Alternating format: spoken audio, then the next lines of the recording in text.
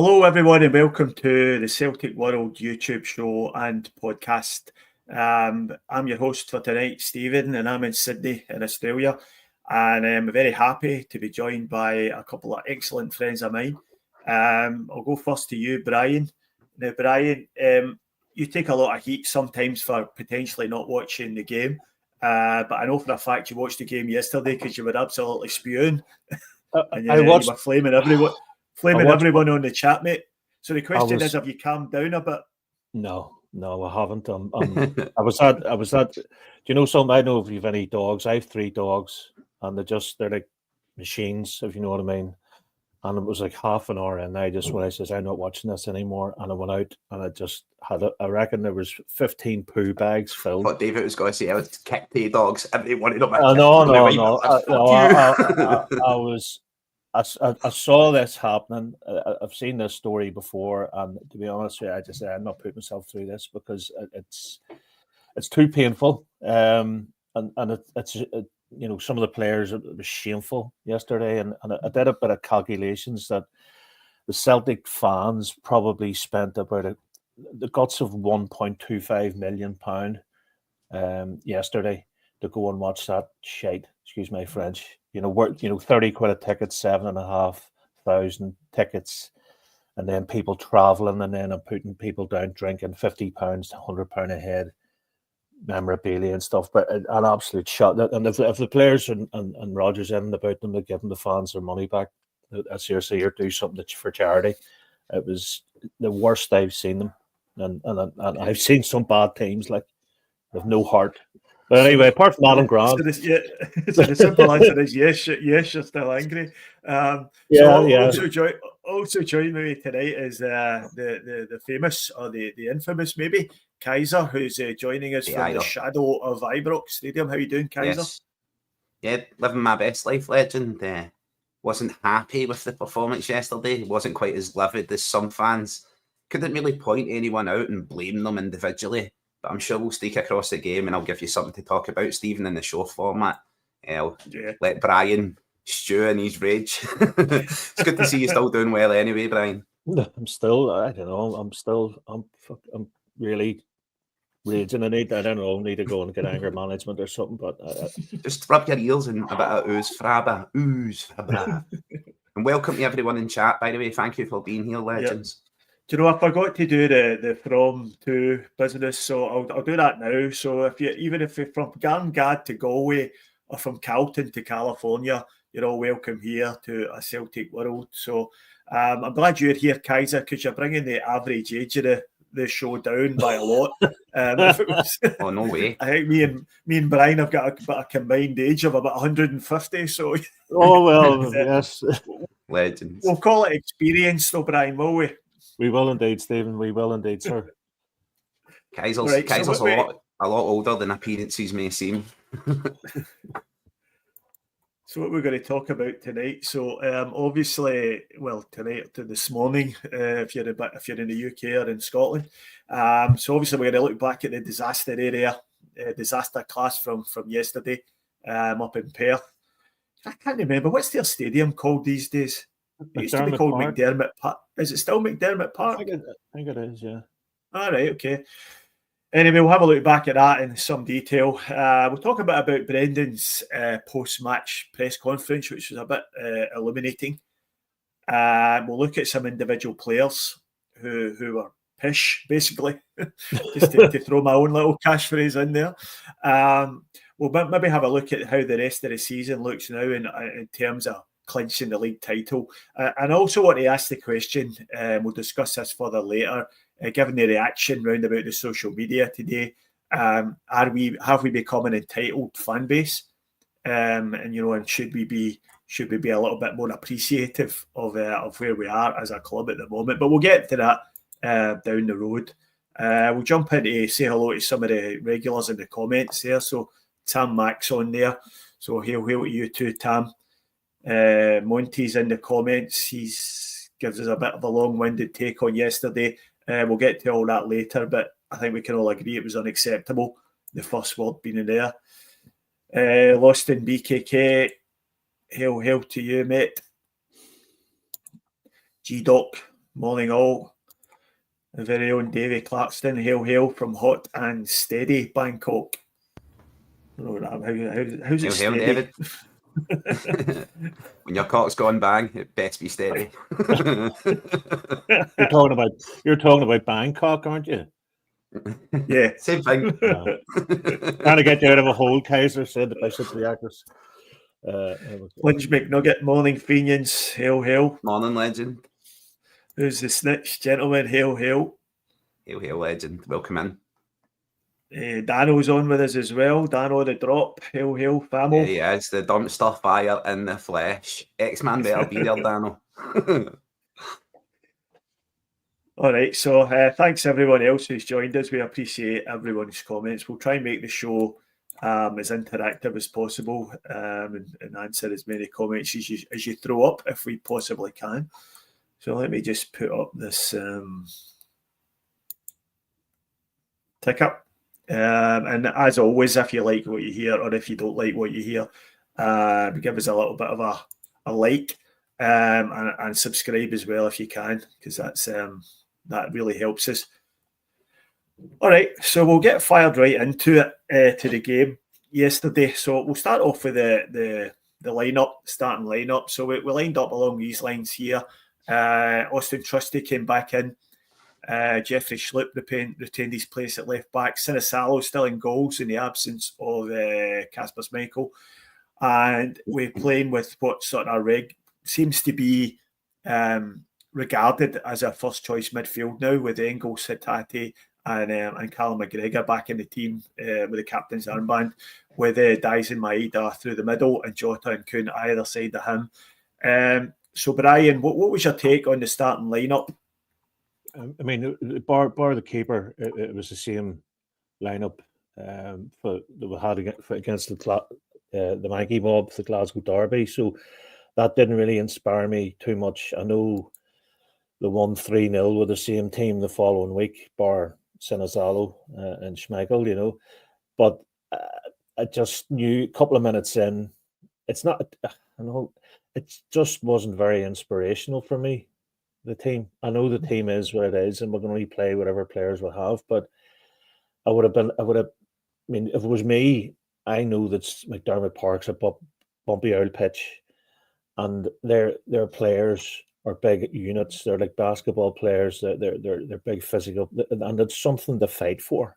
Do you know what I mean? They're fighting for their lives to stay in the league, whereas we just seem to be, sauntering about. But that team, there's too many people in that team that if you were in the trenches or having a fight, you'd be on your own pretty much. Bar Kalmack and Dyson, and as much as I love Jota, but he needs to maybe sit on the bench for a couple of weeks. And Kuhn's, to me, he's just gone. He's non-existent. But the lineup was. I felt sorry for Nawrocki because he hasn't put a foot wrong. Yeah, I was going to say that. That was going to be my next point. I'll maybe put that one to you, Kaiser. Do you think Nawrocki could be consider himself a little bit unlucky to be left out of the team? Yeah, considered myself. Seen Brendan's comments before the game when he was asked about Nawrocki playing or not playing, and him deciding to go with Trusty, and them justifying his reasons for going with Trusty. Yeah.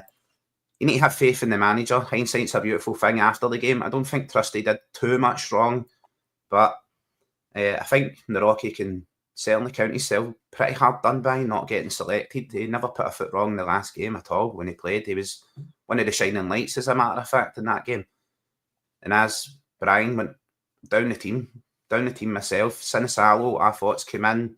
He's been quite impressive. He's not really done too much wrong. Alistair Johnston, he's been out of sorts since the Bayern Munich game when his international teammate scored the last-minute goal on his post. I think that was a big swift kick to the Hormoz for AJ and maybe dented his confidence a bit. Carter Vickers seems to already be on holiday. Schlupp seemed to have checked out as well yesterday completely. Different side to Schlupp. He was woeful yesterday, just not in the game whatsoever. Engels as well, really incognito.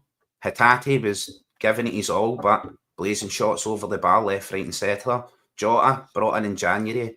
I think a bit fragile mentally, Jota. I don't think he's a go-to guy to lean on for this side to infuse energy and passion and drive at this stage of the season.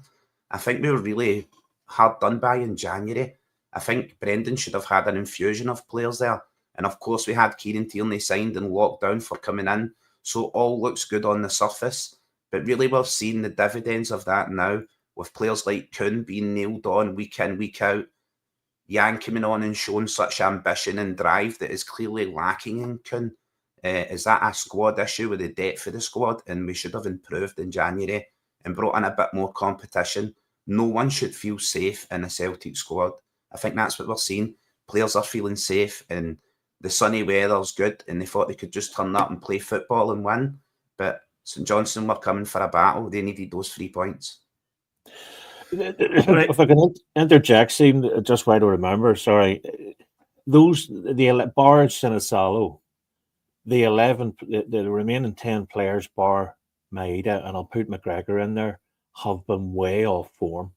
They haven't been on form, and I'm a firm believer in picking players on form. I know you have to put 11 players on the pitch, and but Nawrocki was in form.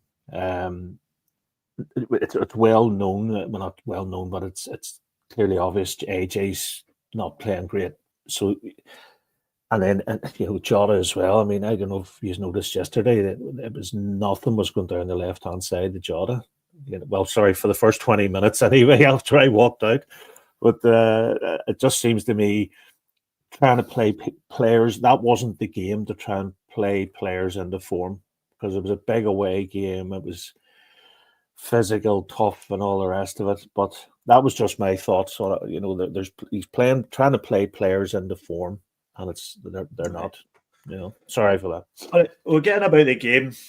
We'll talk about drilling a little bit more to individual players a little bit later on, but we'll get in about the game to start with. So early on, I think this was after 2 minutes, cross comes in from our left, and the guy gets a good header on it inside the box, and that was the same guy who ends up scoring a goal for them, Balidis. Who's a Finnish international, a Latvian international, I believe. And he's got right above, you can see from that image there, he's got right above Jeffrey Schlupp. So another poor piece of defending from Schlupp there, totally underneath the ball and out jumped completely. And then sure enough, on the 4th minute, St Johnstone get a free kick out on our left side again. The ball gets swung in. And that Balidis makes a run towards the near post. Nobody tracks him. Ends up being Hatate, being the closest player to him. Makes a bit of a sad attempt at winning the header, but he's got more or less a free header there. It's a great delivery, to be fair, from Graham Carey, who's got a really good left foot on him. Ex-Celtic youth player, yep. And the guy only needs to get a glance on it, and it's in the back of the net after 4 minutes. So, Kaiser, what went wrong for this goal? Genuinely, it's been clear markers building up. We've seen it. Celtic are intrinsically very weak from set plays, corner kicks, both offensively and defensively. I don't know what it's to do with the zonal marking or what, but just seem to get isolated and teams seem to pick us apart in this way. Very dangerous, of course. All the danger markers were there previously, as you showed there, Stephen. I think Schlupp was really caught cold. A lot of players in Celtic right now seem to be starting the games very cold and caught on the back foot more often than not. And teams are coming out and just going for us in the first 20 minutes. And if they manage to get ahead, then they just lock down, just go back to parking the bus in that ultra-defensive mode. And that's so hard to break down. We've seen Barcelona come to Parkhead and not be able to break that down. The best club side, perhaps, that ever existed. So I'm not too hard on us for not being able to break that down. Definitely here, but there's something intrinsically wrong. We have enough height and power to be dominating these situations, and we just don't. I don't think. Brendan mentioned this. Brendan mentioned this slow start in his post-match presser, which we'll allude to a bit later. And it is becoming a real concern, isn't it? Because that's a number of games now we've come out really slow and lethargic and ended up a goal down. This is after 4 minutes. And the guy who scored the header, I think he's one of their centre halves, so he's a main threat from a set piece, and you can see from that picture there he's all alone, and none of the defenders have tracked him. Nobody's gone with him. Nobody's challenging him. I'm assuming Hatate's not marking one of their centre halves, so whoever was marking him has lost him completely. But yeah, the slow start. The first goal in these games is always absolutely vital. And when we don't get it, it becomes a slog straight away. So as soon as that ball goes in, it's a slog. Look at that world-class pointing from Callum McGregor. Yeah. World-class there. Just point it out, Callum. It's got to be that big guy there. Him, the big guy. He's been to the Peter Grant School of Pointing. He's been Peter the Pointer. Sorry, Brian. What did you have? I was going to say I don't think Jeffrey Schlupp is a left back. When he was playing for Leicester, he was playing up front and he was playing on the left side. But I don't think he's a traditional left back. And when Alex Faye left us, and we had Taylor pretty much had the jersey himself, but I don't think he doesn't play like a left back. Maybe I'm not seeing it. I know I was always left back in the changing room, bang bang, but I don't think he is positionally, and I think he thinks he's too good for this league. I think he's like, I'm an EPL player here. Honestly, right, there's even to Schlupp, we've seen so much good in his game, right? We've seen him in that Bayern Munich game. Technically, he is absolutely solid in defence when the ball is on the ground, both in running and tackling back. His recovery pace is very good as well. I think his deficiency is in the air. I think he's very, very weak in the air. We've seen a 4'0" Raskin look like a powerhouse and out-jump him. Like Elmer Fudd from Space Jam, just absolutely out-jump him time and time again. Schlupp is intrinsically very, very weak in the air.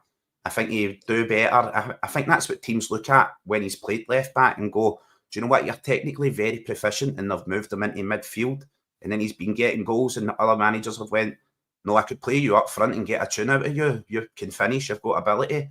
I think there is a bit of jack of all trades, master of none.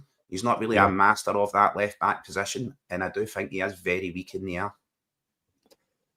Yeah, I agree with that. I don't think he's a left back, and I don't think he's the answer at left back. I think he'd be a decent utility player to have around the place. But see, to be honest with you, the sort of wages he's going to be looking for, you don't pay that to a utility player. So I honestly can't see. I can't see. Yeah, exactly. I can't see him being here next season. He got some rave reviews earlier on, and it was very good. To be fair to him, against Bayern Munich away, I think that was a high watermark of his time at Celtic. But like a number of other lone left backs, I don't think he's going to last. And I think we're going to be in the market for a left back again in the summer. Yeah, I think Stephen, as soon as Schlupp had that performance versus Bayern Munich, he just intrinsically opened his full catalogue of clubs that are going to take a look at him. Instantly, his agent started getting phone calls and going, this is the level that he can play at. Look at the performance he put in here. He's not going to stay in Scotland. He's enhanced his profile. He's going to be going. You can see that around the pitch from some other players who clearly think, I've enhanced my profile this season. Hard work's over. I'm going to protect myself for this summer transfer window in case a big move comes for me. Nicholas Kuhn, after he got a forearm smash in the face at Ibrox, he went so far in his shell.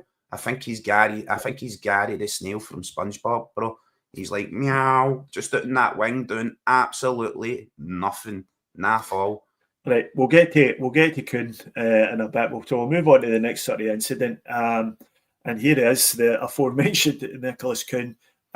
This came from a really good shot from Daizen Maeda, which the keeper's palmed right across the face of his own goal. So now you've got Nicholas Kuhn there. You've got Alistair Johnson there. Both of them favourites to tap that ball into the empty net. And looking at this still, and I've seen the game and I've watched it back today to prepare for this show. And I still can't believe that ball didn't end up in the back of the net, Brian.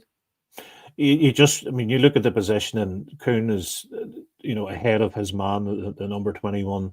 AJ's, is pretty much neck and neck with the other guy. You'd have been going in there with 2 foot.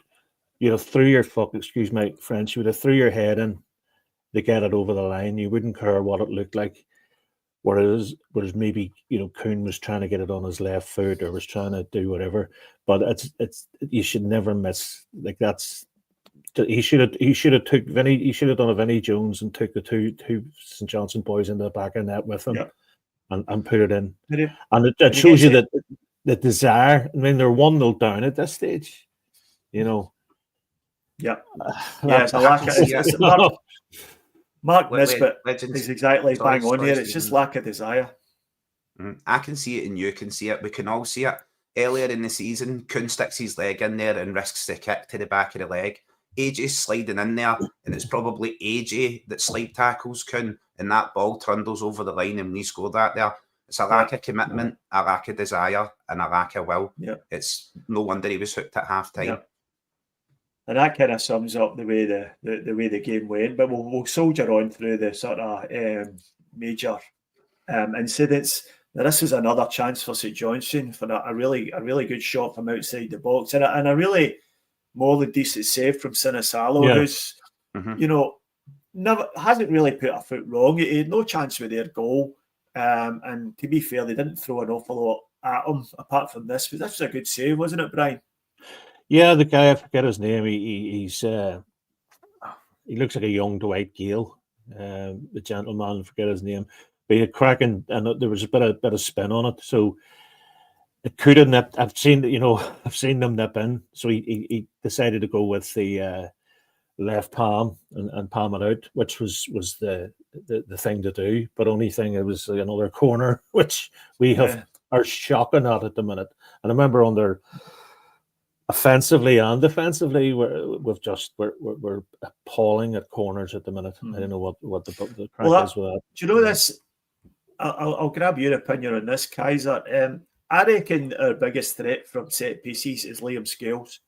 And since he's disappeared out of the team, we've just stopped being a threat from corners. As you mentioned earlier, attacking, we just don't have any threat. And defensively, we're really, really poor. And we've started to concede goals from corners. Now, I know Liam Scales is not a wonderful player, but he does bring an attack. He does attack the ball, and he does have a presence in the box. So, when he's fit again, I can see Scales be back in the team. What do you reckon?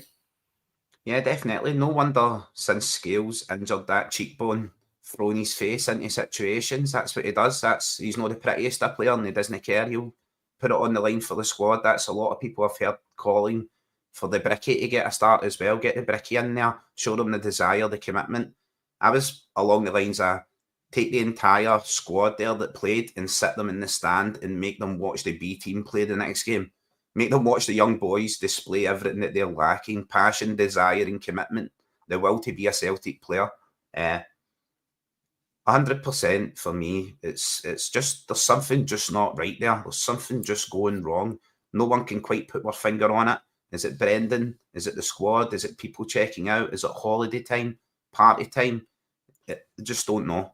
It's baffling. There's an interesting thing that every time, the last sort of 3 or 4 times Rangers have got beat and we've a chance to go on, we've blew it. So the I look across at England, and Liverpool got beat yesterday, which was, I think it was 3-2 by Fulham, which is another result which would never happen if it was the start of the season. Maybe that's it. Liverpool know they've won the league. It's there, it's done. So it does happen. And while I'm not being I'm being critical, because I don't care if you were playing Harlan Wolf Welders or a team of flipping Iceland retail outlet. You're putting the shirt on, you play, you kill.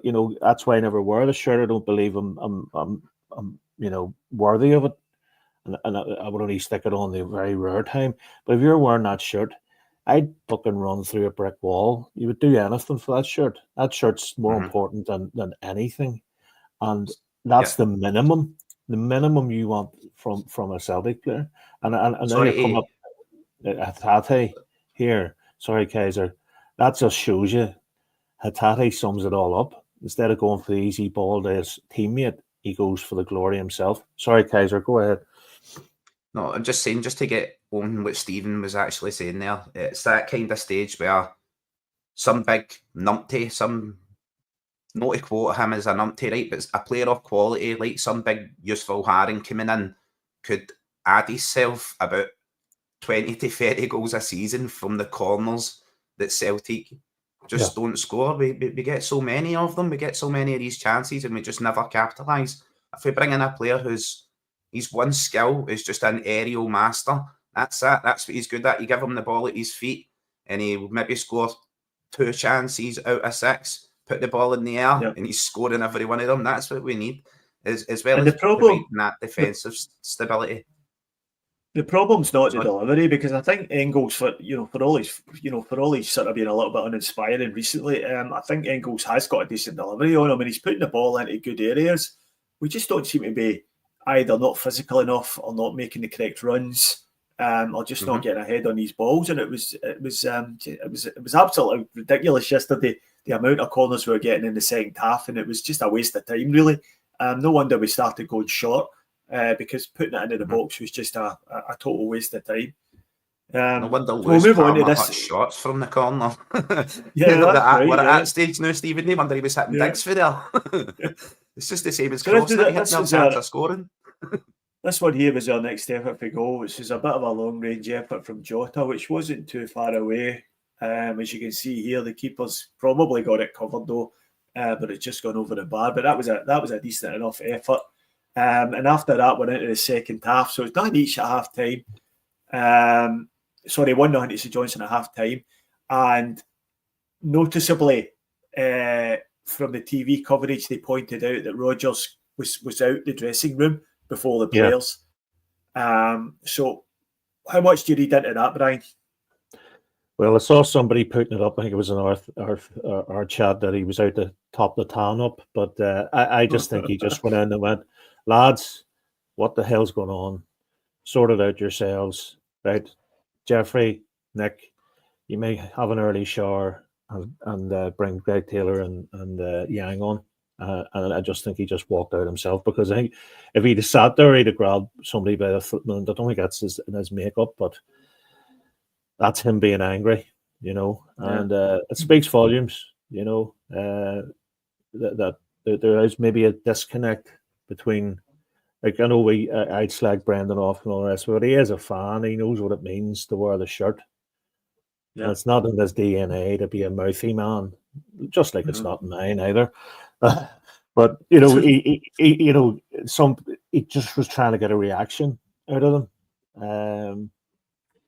And I do think I think this team will be broke up, and there'll be another, not a rebuild as such, but there will be some players going. And is that there, Kaiser? Is that your vibrator going off in the background? That's my vibrator just starting. Wait, mate, my vibrator's got a pull cord like a chainsaw, bro. Don't do this. It's like a jackhammer. If that went off, you'd know all about it. Brian, sorry, mate. So he took off Kuhn, and he took off Schlupp at half time. Now, generally, managers tend to avoid making substitutions at half time, because it looks as if they've they're laying the culpability for a bad performance at the players they've took off. And I think that was probably fair on this occasion. So he clearly singled out Schlupp and Kuhn for that treatment.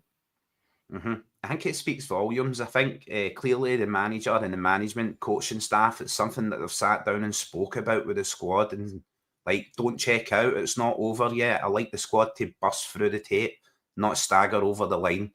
Something that's been clearly discussed, and Brendan's been absolutely livid when he's been in at half time, and he's just went off, on, walked out and shut the door behind him and said nothing else.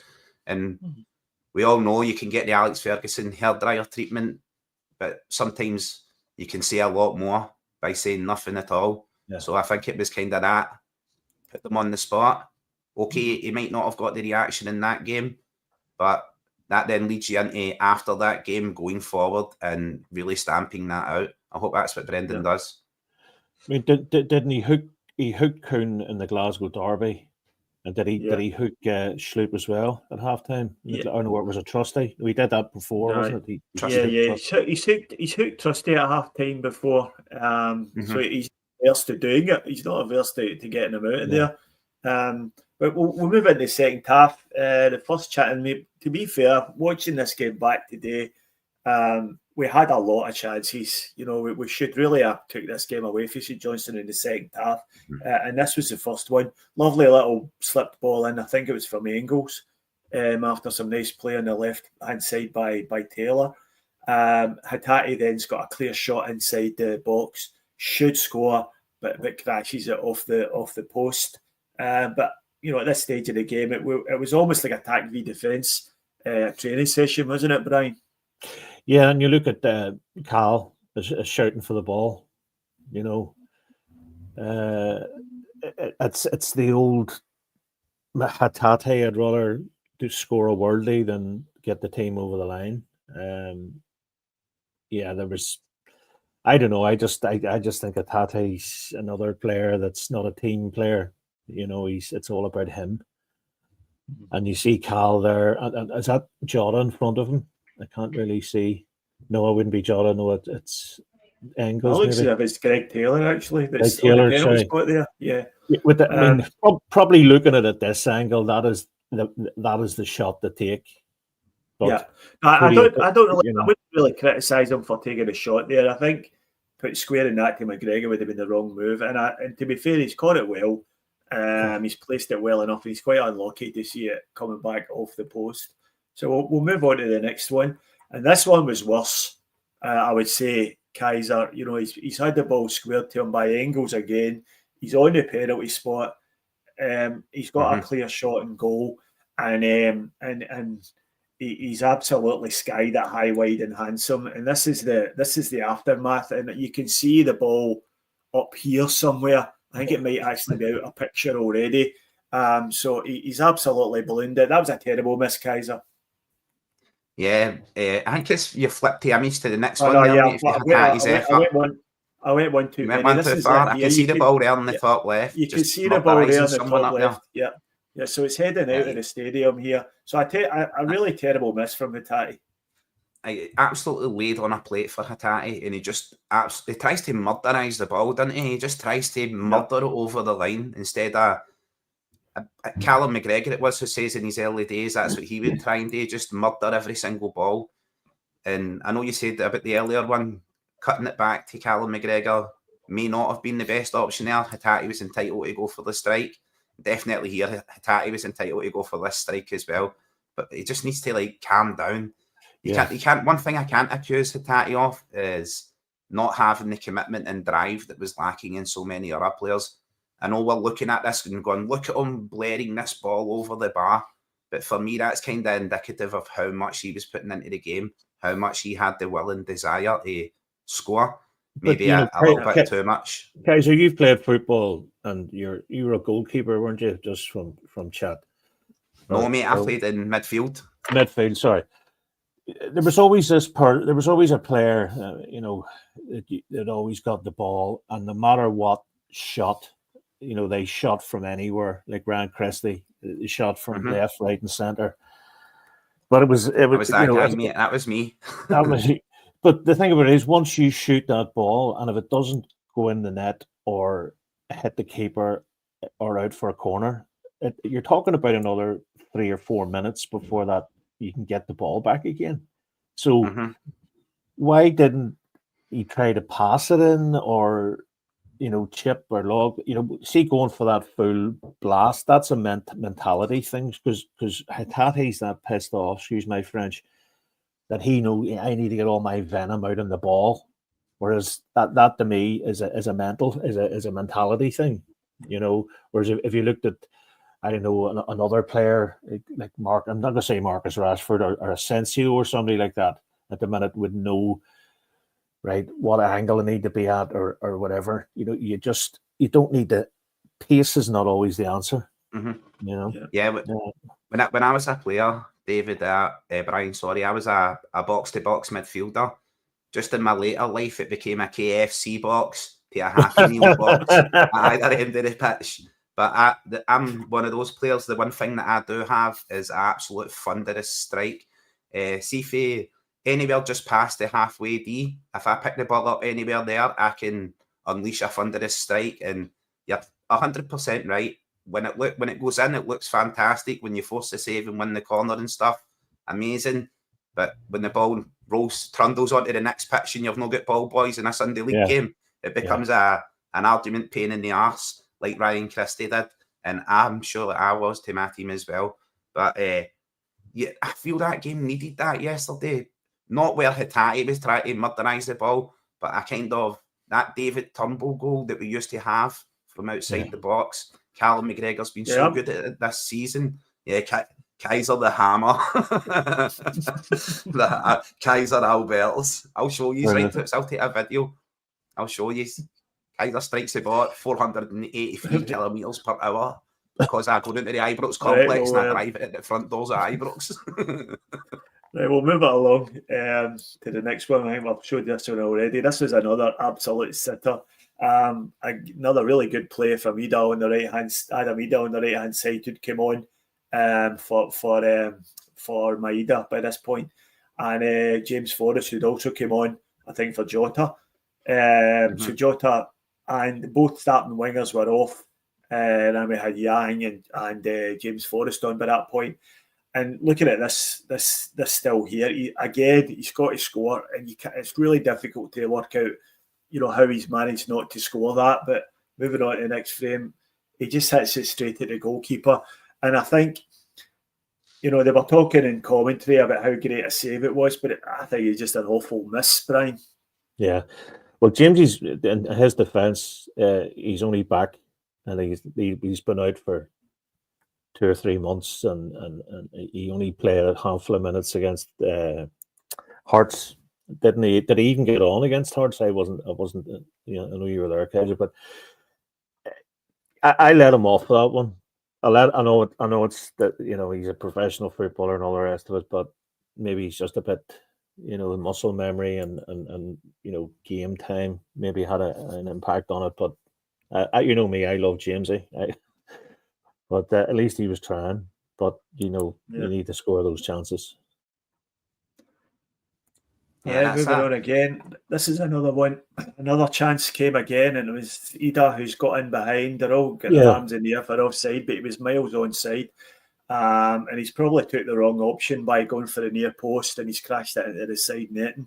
You can see Hatate there's made a run into the box, and he looks as if that the squaring the ball would have been the better option, but into the side netting, Kaiser.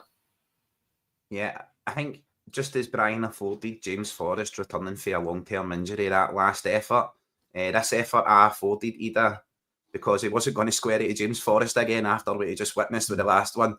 So going for this effort here, I do think it's a case of that wrong selection.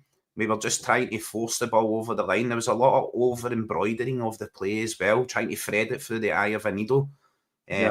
So when Ida came on and it looked positive, this was his second action in the game. I think the first one, he picked the ball up and looked across and squared it to James Forrest. This was his very next action in the game. I thought he was entitled to go for it. I want my striker hitting shots. Of anyone, I want my striker hitting shots. He came very close. When you look at the angle there and the amount of players round about him, it's not really on for him. He should have been looking to cut it back or square it. You look at the edge of the area and the players at the edge of the area. Would you not agree? Would you not agree? You'd rather have Ida? Is that Yang or Hatate there beside number 37? Yeah, I think that's Hatate's in the box there. I'd rather have Ida there. You know what I mean? So he can attack the ball than out there and holding the play up or whatever he's got to do. But I don't know. It comes Brian with obviously Ida would be the tip of the spear, the one player up front. But when they compound attack and defence, there is nowhere for the tip of the spear to go. Where he can't run in behind there. There's no space in behind. He becomes a focal point to pick the ball up, hold the ball up, and lay other players in, play other people off. Adam Idah just isn't recognising, due to his young age, and he is still in development as well, when he should be holding the ball up and picking people out. Yeah. He should be looking a lot more at players like Harry Kane, who are reaching that stage of their career where they've not got that intrinsic pace over 5 yards that they used to have, and they've brought more to their game. I think Wayne Rooney done it perfectly when he dropped back from up front and became kind of a floating midfielder between up front and midfield and linking the play. Idah, of course, very young guy. He's not at those stages yet, but he should be looking at developing those sides of his game. So as when we come up against this, he can have more strings to his bow. There's more than one way to skin a cat. Right, next one, and then we're into injury time at this point. The ball's up in the air. Any shouts for a penalty here? Brian, what do you reckon? Do you reckon Alistair Johnson was fouled as the ball comes down? I didn't see it. I'll be honest with you, dude. I was in the garden from 75 minutes on. All right, Kaiser, what do you reckon? Penalty or no penalty? I don't think there was much in it. No way. It would have been the softest penalty ever awarded. We've seen soft penalties awarded before. Look at the referee there. He's standing with a direct view of it. Alistair Johnston was trying to do the can. I think if he'd have made contact with the ball, St Johnstone would have got a free kick for him hanging on both players. But penalty kick, I just think it's just far too soft for that.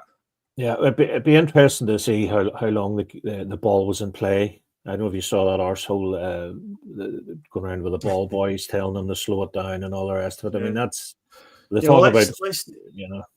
Maybe the reason I brought that up was to maybe try and have a chat about the referee, that David Dickinson. You know, I don't like whinging about referees, but the injury time situation was absolutely shameful. Yeah. To be honest with you, I thought, you know, St Johnstone were time wasting for the bulk of the game from the moment they went ahead, really in the 4th minute. They were slowing it down. They were taking forever to take a throw, free kicks, anything. And he added on 1 minute at the end of the first half, which was a disgrace. And then compounded that by adding on 5 minutes at the end of the game when they had a guy down injured for 4 minutes. Yeah. Now, Celtic made every one of their substitutes. So Celtic made 5 substitutions. And I think so did St Johnstone. So that's 10 substitutions in total. I think the guidelines are supposed to be 30 seconds per substitution, right? So they should have been at least 10 minutes added onto that game. And the fact that it was only 5. And I really hope, you know, it comes across as sour grapes when you lose a game. But that should be brought up because it's not even debatable that it should never have been 5 minutes injury time. I think it was Ian Crocker, said he was the commentator on the game yesterday. Apologies, Kaiser, just because it's in my head. Oh, no problem, man. He actually said it took 4 minutes for the St Johnstone subs to come on the pitch. So the game was, he actually physically said that. So he says, well, it'll be a minimum of 4 minutes. And I thought the referee, Dickinson was terrible yesterday. Some of the challenges that were going in, they were agricultural to say the least. And the fair play to the manager, the Iron Maiden, what do you call him, Rhodey? What's his name? Sinis. Valakari. Valakari. With the black earring and the tats, but he obviously, that was the game plan, was to slow Celtic down, and it worked, you know. But he knew as soon as one of his players got booked, he hooked him. So he had a lot, you know. But the referee was weak. There was some really bad challenges I thought were going on. But there we go. And I think it's also worth pointing out the pitch as well, Kaiser. It was in a dreadful state, and you know the players were having problems controlling the ball. It was bouncing up. The first touches were all over the place, and I just don't think it was up to scratch. Now I know Celtic's pitch has not been the best this year either, so we can't really, you know, we've not really got any room to complain. But it was in a terrible state. I think there's having a pitch that's bumpy and not conducive to playing football on the ground, which Parkhead has been from time to time this season. and then there's having a council estate pitch that looks like you've buried half bricks underneath it. That's what St Johnstone's pitch looked like. It was lumpy and bumpy to the extreme. It was like a council park pitch. And okay, that you can say that suits St Johnstone to play the ball in the air. They're used to that and keep the ball. They don't want the ball at feet and played. That's good for Celtic. Why would teams set up their field to give Celtic an advantage? You stop short of going out and burying half bricks, of course, but you tell the groundsman to take a week off and you don't water the pitch before the game and you leave it dry, slow it down. All those dark arts of football. Surely Rodgers would have known that. Everyone knows that McDermott Park is not a great pitch. So why try and play wingers? You know, he should have flooded the midfield with, you know, maybe likes of Bernardo. It's all very well hindsight, but you know, if I'm going to Ibrox, I'm not going putting on Kuhn and Jota, and you know, we fancy down players, but you want a bit of steel in there. You want somebody to, you know, and it's not all about being physical. Like James Forrest has been around the course many times, but if you're going to be playing a team of clodhoppers and physical big men like Livingston were, you pick the team for that. Because it's both teams have to play on the same pitch. So you maybe do you put someone up front, or do you put Alameda left back? So I'm trying to do that to wind up Monty there. But it's you know, you horses for courses, and it doesn't necessarily have to be about, you know, the players, individuals. It could be the formation as well. Why couldn't he have done a 3-5-2 or 3-4-1-2-3-5, as Barry Ferguson would say? But I think what's being said is, rather than blaming the pitch or looking for blame, as Monty's like, come on boys, you can't blame the fucking pitch. It's contributing factors of different things all leading up to that poor performance. It wasn't just the players turned up and went.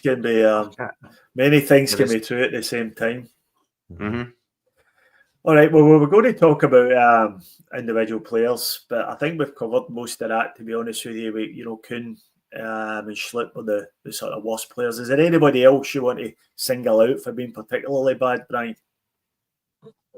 I'm looking. I mean, you could name Engels. really. Engels was disappointing. Engels was disappointing, and especially because he's the next KDB, or so to say. But you know, it was disappointing with him. I thought he maybe grabbed the game with a scruff of the neck, and McGregor was quiet. You know, McGregor wasn't as usual. I don't know. I think the team have just they're huffing and puffing and panting to get over the line. And what about Cameron? I would drop him. I would. I think, you know, you can't be there on reputation. You have to be there on merit, and he's not playing well at the minute. And there's other players that deserve the shirt better than him. And you could do it and go, right, and you need a rest. We want to keep you ready for the semi-final or the final or whatever, but you need to get there first. You know, absolute no urgency. I think realistically, we're 2 games away from a title and 2 games away from a treble. Realistically, if the players are not up for that, I don't know what they would be up for. I know Brendan's going to take that game and that result that we just had there, and he's going to be analysing this. Players are probably sitting, as we speak, analysing that game and pouring through the footage and where everything went wrong, and they need to sit and listen to Brendan utterly pull that apart and dissect everyone's performance today, as well as a hard day of training in the sunshine. Did you think you were turning up to relax and stretch? No, we're going running, hard training. You instill that in the players. You're going to make this hard work. I'm going to make it hard work for you. It is not party time yet. You earn the party. You need to turn up and you need to cross the T's and dot the I's. You need to be winning games. Brian said it at the start. The amount of money that people have invested to come, and I'm sure a lot of people would have had the Kilmarnock game booked on their calendar as well, as the first time in 7 years Celtic have been able to clinch the title at Paradise. It's always been away or on the road. for the past 7 years. So this would have been the first time we were able to see that at Paradise. Glasgow City Council will be counting their blessings that we're not in the Trongate having a party. But I wish we were. I wish the players would recognise that and see that. And I'm sure Brendan will be expressing that today. I certainly hope so.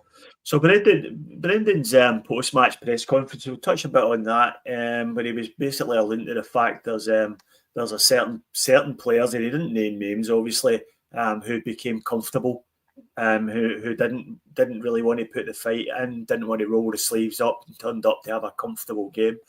Now, I guess most people are thinking he's talking about Kuhn, and Kuhn's had a lot of stick today. Across all the socials, and probably rightly so. For that miss alone, he deserves a stick.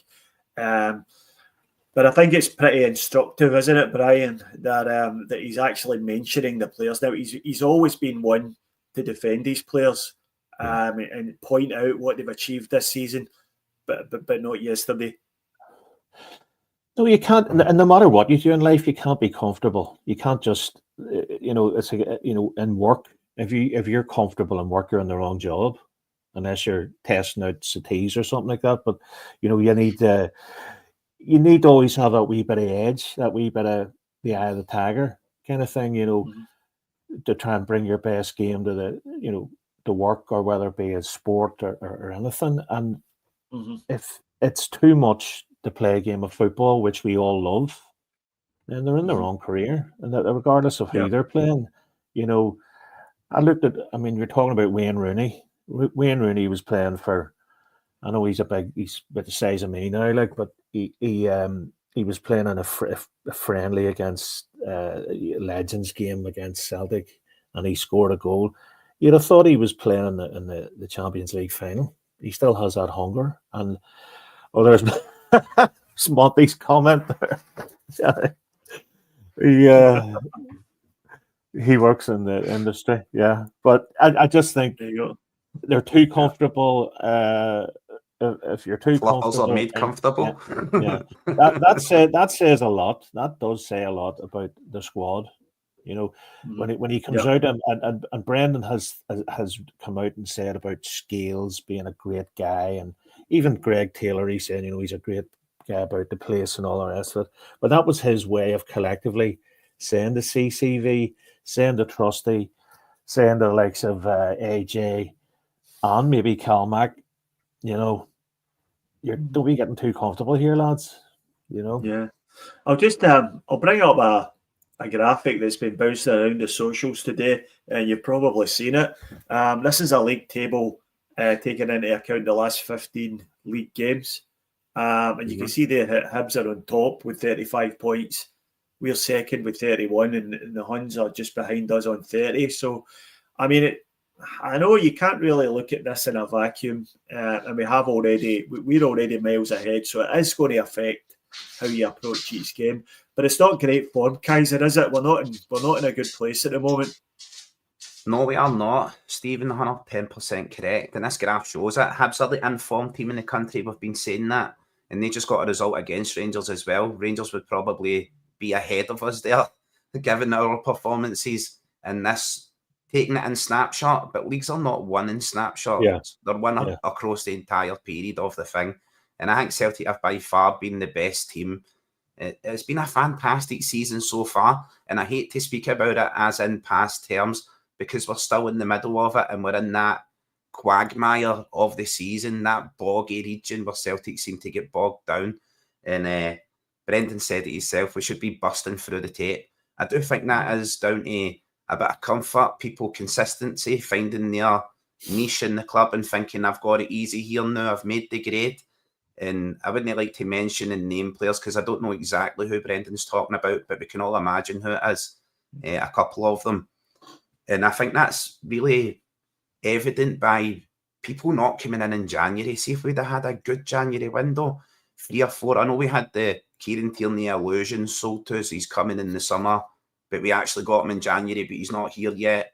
Realistically, we only brought in Schlupp, and we should have been bringing in maybe another 2 players for a bit of hunger and desire around the squad, just to have people training and bringing that as Brian said, eye the tiger, back to the training ground, and the determination in players to put in the performances.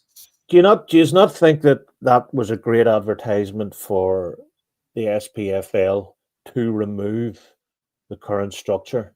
You have a team bottom of the league fighting their bit to stay in the league, and they beat the champions or champions elect. Would that not be better rather than doing this split? If you have, St. Johnstone's, I would actually, now I'm not being funny, I would actually watch St. Johnstone's, future games. I think there's pros and cons to both, Brian. Doing the split ensures that teams like St. Johnstone are playing teams in the bottom half of the table closer to their level and also in a battle. Also, the downside of that is we don't get to see them battle against the top sides and who they may be more hungrier than. And the way it's supposed to work is when the top half splits, the teams that are the most in form are all playing against each other, making it hyper competitive. But Celtic make that null and void by storming so far ahead before the split even happens. It makes it inconsequential. So it does tend to provide excitement at either end of the table and at the same time be inevitably flawed at either end of the table. So it's kind of a catch situation. I can see why they're looking to change it. So I think league reconstruction, that's maybe a topic for another day. The time's marching on a bit here. So I just wanted to talk a little bit, something you said earlier, Kaiser, about how this has been, regardless of what happened yesterday, has been a great season. And now looking at it, it's been a really weird season though as well, because as you say, we're standing on the cusp here of a domestic treble, which have become fairly common in recent years for us, but that wasn't always the case. I mean, when Celtic won the treble in Martin O'Neill's first season, that was only the second time the club had ever did it. We became used to winning trebles, and I think there's definitely been a lot of overreaction from the fans, particularly after the Rangers game we lost at Celtic Park, and after this game as well. So I'll maybe grab your opinion, Brian. Do you think we've become entitled? No, I don't think. I think when we won those trebles previously, we did nothing in Europe. I mean, we were out. We turned up, we got the money, and we were sent packing. And the trebles almost became almost like the done thing. Whereas now this year we've a potential of a treble. We've also, nearly qualified. Well, we qualified for the knockout rounds of the Champions League, which is something we haven't done since Lenny. So I think I do think there's been a lot of football played in the season. I'm not going to back the players, but the facts are the season started really for Celtic at the end of June, start of July, when they were on the pre-season games around America, and it's been relentless since that. We're now into April. So we'll have to give them cut them a bit of slack. Now, in terms of being entitled, no. To me, the shirt is special. Whether you're the ball boy, cleaning the toilets, the car park attendant, if you're associated with a club, you need it. It's not just about putting the shirt on your back and going out and performing. It's about everything that goes along with a club. And I love winning. But it shows you, if I was entitled, I wouldn't be annoyed yesterday. I would have went, sure, it's all right. We're going to win the treble. We're going to do that. I do not like Celtic getting beat, ever. Now, and coming from a man who, watched the other lot cheat to do 9 in a row. And I remember one time watching when Pierre Van Hooydonk scored against the Airdrie and going, that's great, the cup, we won 1-0. Will we ever get back to winning a league? And winning leagues is tough. It's tough. It's tough to win a league. Jesus, it's a tough, hard old slog. And maybe we're victims of our own success. But to me, it's about you're representing more than just a club. The fans, I felt sorry for the fans, and could this be the lowest points win we've had if we go on and win the league, which we will do? I mean, I don't know how many points we won last year. It was 85 or something like that. Where I was sitting at 78. We have dropped a lot of points. I'm just looking at what Mahesh is saying there. Thanks for bailing me out, Mahesh. But then we did. You have to flip that and go, well, we did well in the Champions League. You can't do it all, and it is a lot of football and a lot of international football traveling. And I'm not making excuses, but that the facts are that we're not entitled. I'm not entitled, and as Evan says, the shirt doesn't shrink to fit inferior players. Mm-hmm. I wouldn't say we're entitled, right? As Brian says, he watched Rangers cheat their way to 9 in a row. Brian, I watched it from Ibrox, from my doorstep. So intrinsically, I'm raging when Celtic was, I think, spoiled. Yes, definitely. Accustomed to the finer things in life, accustomed to victories. Definitely. Maybe taking it a little bit for granted. Like, we're looking at a treble here and still people are going, I don't know, we lost 2 games to Rangers this season. That's a disaster for me. I'm like, I like that still. I'm no slagging you for having that opinion. That's intrinsically what it is to be Celtic. Always demanding better, always demanding the best. A draw is a disaster. If you lost, you're in crisis. If a striker doesn't score for 2 games, it's a drought and it's crisis mode. That is big club mentality. That's what we need to have. That's what they're trying to pick away from us by calling us entitled fans. No one feels like we deserve anything for just turning up. No one feels that. Celtic always put in the graft. And this season, hopefully, will be a treble-winning season and a season that we've done very well in the Champions League. Whole lot of football has been played this year. Tons and tons and tons of football. And when the party comes, we should really enjoy it. The players should really enjoy it because, as Brian alluded to there, already it's April. And in June, they're going to be on pre-season tour, ready to do it all again. I think it just goes with the territory. To be honest with you, the amount of trophies the club has won over the last 10 years is ridiculous. Really, and we win everything. So I think there is a certain amount of fans round about the club these days who just don't know anything else except success. Whereas all of us sitting here know what it's like not to win trophies. Stephen, and I do think you're right. I think you're right. As just we don't like to lose games, and I'm the same. I was really pissed off after the game and really angry. But when you see people putting polls up on social media about whether the manager should be sacked or not, I think that to me does qualify as being entitled, and I know social media is not the best benchmark for what people are actually thinking, but I think we are prone to cross the line a little bit when that sort of thing starts to go up.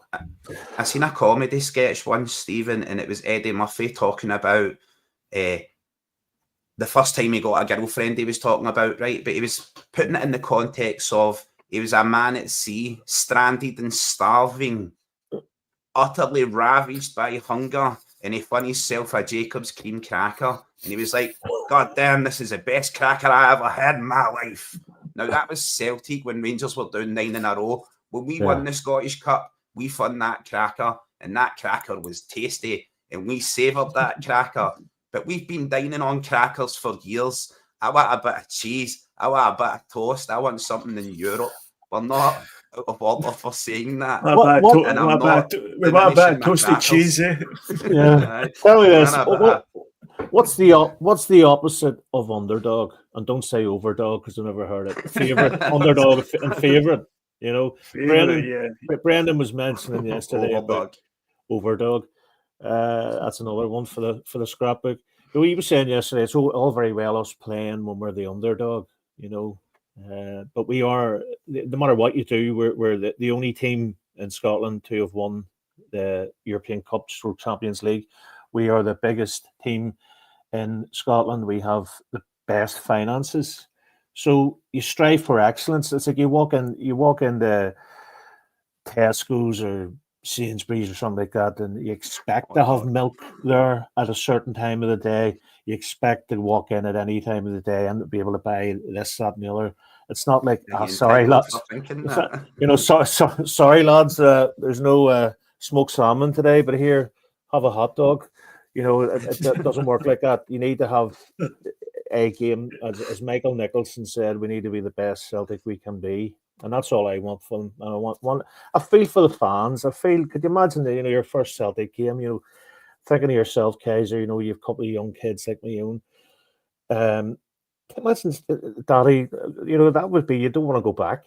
I went, traveling all the way. Early flight or early boat journey, and then you're going over there, and we're 1-0 down after flipping 5 minutes. It's like, Jesus, lads, come on, help us out here. And that's just. It's like going to Spain and you get there and it's raining, or the amusement park's closed. You're like, what the fuck? I paid my fare. Can you at least put your half in Spain or wherever you go on holiday? I think the bottom line is, in a few weeks' time, when we all pack our cases to go on holidays, and we've got the Champions T-shirts tucked away in there, this will all be a memory, and all we'll be thinking about. And I'm pretty sure we will win the treble. I'm 100% confident about that. I think we'll probably clinch the league next weekend, regardless. I think what will happen is we'll do it when we're not playing. So I think we'll beat Kilmarnock on Saturday, then I think the Huns will lose or draw at Aberdeen, which will pretty much hand it to us. So it would have been good. It would have been good to. Martin's on form today. Jesus. Yeah. I'm not putting that one up. I'm not putting that one up. I'm still lost in what dog would you rather be, the underdog or the overdog? Me, every time, I'm the overdog, bro. I don't want to be that underdog. I don't want to be that underdog, bro. If I need to choose one, I'm the overdog. Just so you know, boys, if we ever meet up. I, for one, welcome all new overdogs. Yeah. Overdog status achieved.